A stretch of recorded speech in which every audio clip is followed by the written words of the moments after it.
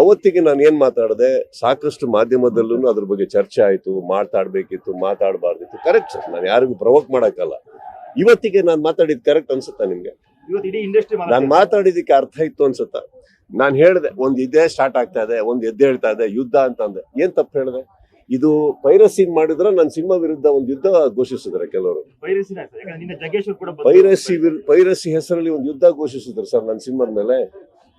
ನಾನು ಅದನ್ನೇ ಹೇಳಕ್ ಹೋಗಿದ್ದು, ಯಾವ ದುರಂಕಾರದಲ್ಲಿ ಮಾತಾಡ್ದಲ್ಲ. ಬಟ್ ನಾನು ಏನ್ ಮಾತಾಡ್ತಾ ಇದ್ದೀನಿ ನನಗೆ ಗೊತ್ತಿತ್ತು.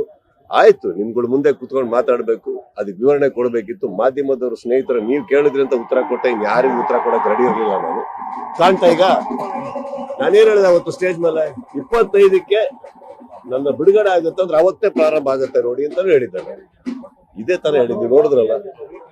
ಆಗತ್ತೆ, ಏನ್ ಕ್ರಮ ತಗೊಂಡಿದೀವಿ. ಈ ವಿಚಾರವನ್ನು ಜಗ್ಗೇಶ್ವರ್ ರಾಜ್ಯಸಭೆಯಲ್ಲಿ ಕೂಡ ಮಾತಾಡಿದ್ದಾರೆ. ಹಾಗಂದ್ರೆ ನೀವು ಹೇಳಿದ ಮಾತಿನ ನಂತರ ಈಗ ಎಫೆಕ್ಟ್ ಗಳು ದೊಡ್ಡದಾಗ ಆಗ್ತಾ ಇದೆ. ಪೈರಸಿ ಒಂದು ತಡೆಯೋದಕ್ಕೆ ಸರ್ ನಾನು ಇದನ್ನ ಇಲ್ಲ ನಿಲ್ಸಲ್ಲ ಸರ್, ಆಯ್ತಾ. ನಾನು ಸರ್ಕಾರವನ್ನು ಭೇಟಿ ಮಾಡಿದ್ದೀನಿ. ಚಿತ್ರರಂಗಕ್ಕೆ ಒಂದು ಒಳ್ಳೇದಾಗ್ಬೇಕು ಅಂದ್ರೆ ಬಹಳ ಒಳ್ಳೆ ಕೆಲಸ ನಡೀತದೆ ಸರ್ಕಾರದ ಸೈಡಿಂದ. ಇದು ನಾನು ಪ್ರಾಮಿಸ್ ಮಾಡಬಲ್ಲೆ. ನನ್ನ ಸ್ನೇಹಿತರೆ ಒಳಗಡೆ ಇರೋ ಎಲ್ಲದಕ್ಕೆ ಅದು ಮಾಡ್ತಾ ಇದಾರೆ. ಚಿತ್ರರಂಗಕ್ಕೆ ಒಂದು ಒಳ್ಳೆ ಆಗೋ ತರ ಖಂಡಿತವಾಗ್ಲೂ ತಗೊಂತೀವಿ. ಅಂಡ್ ಇವಾಗ್ಲೂ ನಾನು ಹೇಳ್ತಾ ಇದೀನಿ, ನಾನು ಯಾವ್ದು ಆವೇಶದಲ್ಲಿ ಮಾತಾಡಿರೋ ಮಾತುಗಳೇ ಅಲ್ಲ ಅವು. ನೀವೇ ನೋಡಿದ್ರಿ ಏನೇನಾಯ್ತು ಅಂದ್ಬಿಟ್ಟು.